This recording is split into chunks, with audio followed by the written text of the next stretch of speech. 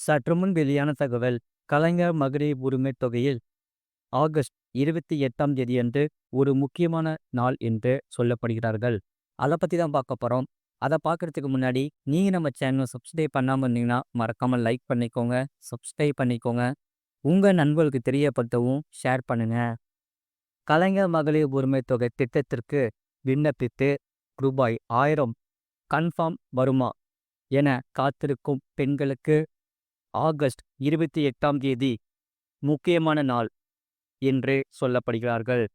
அதாவது கலைஞர் மகளிர் உரிமைத் தொகை திட்டம் தொடர்பான முக்கிய அப்டேட்டை வெளியாகியுள்ளது. இந்த திட்டத்திற்கு புதிதாக விண்ணப்பித்து காத்திருக்கும் பெண்களுக்கு ஆகஸ்ட் 28ஆம் தேதிக்குள் ஒரு மிகப்பெரிய நல்ல செய்தி காத்திருக்கிறது. அது என்னவென்றால், கலைஞர் மகளிர் உரிமைத் தொகை கேட்டு புதிதாக விண்ணப்பித்தவர்களில் முதல் கட்டமாக யாருக்கெல்லாம் ரூபாய் 1000 ஆனது வரும் என்பதை இந்த தேதிக்குள் கட்டாயம் தெரிந்து கொள்ளலாம். சரி, எப்படி என கேட்கிறீர்களா? அதாவது தமிழ்நாடு அரசு உங்களுடன் ஸ்டாலின் முகாமை ஜூலை 15ஆம் தேதி தொடங்கியது. முதலமைச்சர் மு.க. ஸ்டாலின் இந்த திட்டத்தை தொடங்கி வைத்தார். அந்த வகையில் இந்த முகாம்களில் கொடுக்கப்படும் மனுக்கள் மீது 45 நாட்களுக்குள் நடவடிக்கை எடுக்கப்படும் என்றும் முதல்வர் மு.க. ஸ்டாலின் அதிகாரப்பூர்வமாக அறிவித்தார். இதை குறித்து கலைஞர் மகளிர் உரிமைத் தொகை, முதியோர் ஓய்வூதியம், புதிய ரேஷன் கார்டு விண்ணப்பம், ரேஷன் கார்டு தொடர்பான மற்ற கோரிக்கைகள், தொழில் தொடங்க கடனுதவி என்பது உள்ளிட்ட 100க்கும் மேற்பட்ட சேவைகளுக்கு மனு அளிக்கலாம் என அறிவிக்கப்பட்டுள்ளது. ஆகையால் அதன்படி பார்க்க போனால் தமிழ்நாடு முழுவதும் ஒவ்வொரு தாலுகாவிலும் இந்த முகாம்கள் பகுதி வாரியாக நடைபெற்று வருகிறது. அதில் மேலே குறிப்பிடப்பட்டுள்ள போலவே இந்த கலைஞர் மகளிர் உரிமைத் தொகை, முதியோர் ஓய்வூதியம், புதிய ரேஷன் கார்டு விண்ணப்பம் உள்ளிட்ட சேவைகளுக்கு நாள்தோறும் ஆயிரக்கணக்கான மக்கள் மனு அளித்து வருகின்றன. இதனால் இதில் குறிப்பாக கலைஞர் மகளிர் உரிமைத் தொகை கோரி அதிக பெண்கள் ஆர்வமாக மனு அளித்து வருகின்றன. அத்துடன் தங்களுடைய விண்ணப்பம் ஏற்கப்படுமா, நிராகரிக்கப்படுமா என்ற பெரும் ஆர்வத்தில் இருக்கின்றனர்.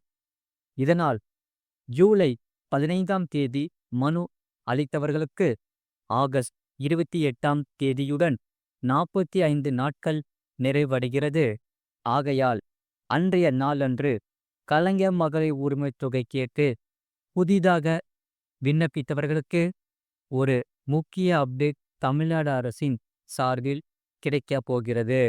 ஆகையால் அதில் ஜூலை 15ஆம் தேதி மகளிர் உரிமைத் தொகை கேட்டு விண்ணப்பித்தவர்களில் யாருடைய மனுக்கள் எல்லாம் ஏற்கப்பட்டுள்ளன, யாருடைய மனுக்கள் எல்லாம் நிராகரிக்கப்பட்டுள்ளன என்ற விவரம் தெரிய வரப்போகிறது. ஆகையால் மனுக்கள் நிராகரிக்கப்பட்டால் ஏன் நிராகரிக்கப்பட்டது என்ற காரணமும் அதில் குறிப்பிடப்பட்டிருக்கும். ஆகையால் ஒருவேளை இந்த கலைஞர் மகளிர் உரிமைத் தொகை கோரி விண்ணப்பித்த பெண்களின் மனுக்கள் ஏற்கப்பட்டிருந்தால் எப்போது 1000 ரூபாயானது உங்களின் வங்கி கணக்குக்கு வரும் என்ற விவரத்தை அரசு விரைவில் அறிவிக்கும் என்று சொல்லப்படுகிறது. ஆகையால் வருகிற ஆகஸ்ட் 28ஆம் தேதியில் இருந்து யாருடைய மனுக்கள் ஏற்கப்பட்டிருக்கிறது, நிராகரிக்கப்பட்டிருக்கிறது அல்லது எந்த நிலையில் இருக்கிறது என்ற விவரத்தை விண்ணப்பதாரர்களுக்கு தமிழ்நாடு அரசு தெரிவிக்கும் என்று சொல்லப்படுகிறது. இதில் அந்த வகையில்தான் பார்க்கப்போனால் இந்த கலைஞர் மகளிர் உரிமைத் தொகை திட்டத்தில் ரூபாய் 1000 எதிர்பார்த்து காத்திருக்கும் பெண்களுக்கு ஆகஸ்ட் 28ஆம் தேதி முதல் தமிழ்நாடு அரசிடமிருந்து சர்ப்ரைஸ் ஒன்று காத்திருக்கிறது. ஆகையால் மக்கள் அனைவரும் தயாராக இருங்கள். வருகிற 28ஆம் தேதியன்று ஒரு மகிழ்ச்சியான தகவல் இருக்கிறது உங்களுக்கு. மறக்காம நீங்க லைக் பண்ணிக்கோங்க, சப்ஸ்கிரைப் பண்ணிக்கோங்க. இது போன்ற உங்களுக்கு செய்திகள் டெய்லி உங்களுக்கு அப்டேட்ஸ் குடுத்துட்டே இருப்போம். புதிய புதிய செய்திகள் இந்த கலைஞர் மகளிர் உரிமைத் தொகைக்காக. மறக்காம நீங்க லைக் பண்ணிக்கோங்க, சப்ஸ்கிரைப் பண்ணிக்கோங்க. உங்க நண்பர்களுக்கு தெரியப்பட்டவும் ஷேர் பண்ணிக்கோங்க. அடுத்த செய்தி என்னவென்றால், பெண் குழந்தை இருக்கிறதா? தமிழக அரசு வழங்கும் ரூபாய் 50,000 அதை எப்படி என்று இங்கே பார்ப்போம். நீங்கள் அதை எப்படி இந்த பணத்தை பெற்றுக்கொள்வது என்பதையும் இங்கே பார்ப்போம். மறக்காம நீங்க லைக் பண்ணிக்கோங்க. வீடியோவை முழுமையா கேளுங்க. தமிழ்நாட்டில் பெண் சிசு கொள்ளையை தடுக்கவும், பெண் கல்வியை ஊக்குவிக்கவும், பெண் குழந்தைகளின் சமூக மற்றும் பொருளாதார நிலையை மேம்படுத்தவும் மாநில அரசு முதலமைச்சரின் பெண் குழந்தை பாதுகாப்பு திட்டமானது என்ற ஒரு சிறப்பான திட்டத்தை செயல்படுத்தி வருகிறது. அந்த வகையில் இந்த திட்டத்தில் தகுதியுள்ள குடும்பங்களில் பிறக்கும் பெண் குழந்தைகளின் பெயரில் அரசு ஒரு குறிப்பிட்ட தொகையை வைப்பு நிதியாக செலுத்துகிறது. இந்த தொகை அந்த பெண் குழந்தையின் 18 வயதுக்கு பிறகு அவரது கல்வி அல்லது திருமண செலவுகளுக்கு பெரும் உதவியாக இருக்கும் என்று சொல்லப்படுகிறது. இதனால் இந்த திட்டம் ஒரு குடும்பத்தில் உள்ள பெண் குழந்தைகளில் எண்ணிக்கையை பொறுத்து 2 வகைகளாக பிரிக்கப்பட்டிருக்கும். அது எப்படி என்று இங்கே பார்ப்போம். ஒரு பெண் குழந்தை மட்டும் இருக்கும் பட்சத்தில் ஒரு குடும்பத்தில் ஒரே ஒரு பெண் குழந்தை மட்டும் இருந்தால் அந்த குழந்தையின் பெயரில் தமிழ்நாடு மின் விசை நிதி மற்றும் அடிப்படை வசதி மேம்பாட்டுக் கழகத்தில் ரூபாய் 50,000 நிரந்தர வைப்பு நிதியாக செலுத்தப்படும். 2 பெண் குழந்தைகள் மட்டும் இருந்தால், ஒரு குடும்பத்தில் 2 பெண் குழந்தைகள் மட்டும் இருந்தால் ஒவ்வொரு குழந்தையின் பெயரிலும் தலா 25,000 நிரந்தர வைப்பு நிதியாக செலுத்தப்படும்.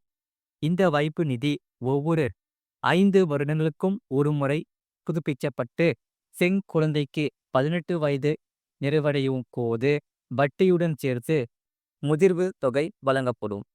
ஆகையால் அடுத்ததாக இந்த திட்டத்தின் பலன்கள் என்னென்ன என்பது இங்கே பார்ப்போம். 18 வயது நிறைவடைந்த பிறகு வைப்பு நிதி முதிர்ச்சியடைந்து வட்டியுடன் சேர்த்து ஒரு கணிசமாக தொகை பெண் குழந்தையின் வங்கி கணக்கில் செலுத்தப்படும். அந்த பெண் குழந்தை குறைந்தபட்சம் 10ஆம் வகுப்பு, அதாவது 10ஆம் வகுப்பு பொதுத் தேர்வு எழுதியிருக்க வேண்டும். வைப்பு நிதி செலுத்திய 6ஆம் ஆண்டிலிருந்து ஒவ்வொரு ஆண்டும் 1800 ஊக்குத்தொகையாக பெண் குழந்தையின் கல்வி செலவுக்காக வழங்கப்படும். அடுத்ததாக தகுதி வரம்புகள் என்ன என்பதை இங்கே பார்ப்போம். அதாவது குடும்பத்தின் ஆண்டு வருமானம் 72,000 மிகாமல் இருக்க வேண்டும். குடும்பத்தில் 1 அல்லது 2 பெண் குழந்தைகள் மட்டுமே இருக்க வேண்டும். ஆண் குழந்தை இருக்கக்கூடாது. எதிர்காலத்தில் ஆண் குழந்தையை தத்தெடுக்கவும் மாட்டோம் என உறுதிமொழி அளிக்க வேண்டும். பெற்றோரில் ஒருவர் தகுந்த வயதுக்குள் கரு தடை அறுவை சிகிச்சை செய்திருக்க வேண்டும். ஒரு பெண் குழந்தை மட்டும் உள்ளவர்கள் 35 வயதுக்குள், 2 பெண் குழந்தைகள் உள்ளவர்கள் 40 வயதுக்குள் அறுவை சிகிச்சை செய்திருக்க வேண்டும். குழந்தை பிறந்த 3 ஆண்டுகளுக்குள் இந்த திட்டத்திற்கு விண்ணப்பிக்க வேண்டும் என்று சொல்லப்படுகிறது.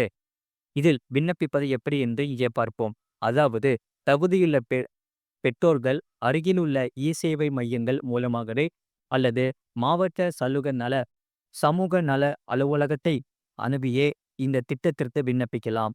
குறிப்பாக குழந்தைகளின் பிறப்பு சான்றிதழ், பெற்றோரின் வயது சான்றிதழ், வருமான சான்றிதழ், இருப்பிட சான்றிதழ், குடும்ப அட்டை, சாதி சான்றிதழ், கருத்தடை செய்யப்பட்டதற்கான சான்றிதழ், ஆண் குழந்தை இல்லை என்பதற்கான சான்றிதழ், குடும்ப புகைப்படம், இவை அனைத்தும் இருந்தால் போதும், நீங்கள் விண்ணப்பிக்கலாம். இது போன்ற செய்திகளை உடனுக்குடன் அறிந்து கொள்ள மறக்காம சேனலை சப்ஸ்கிரைப் செய்யுங்கள். மற்றவர்களுக்கு தெரியப்படுத்த ஷேர் செய்யுங்கள்.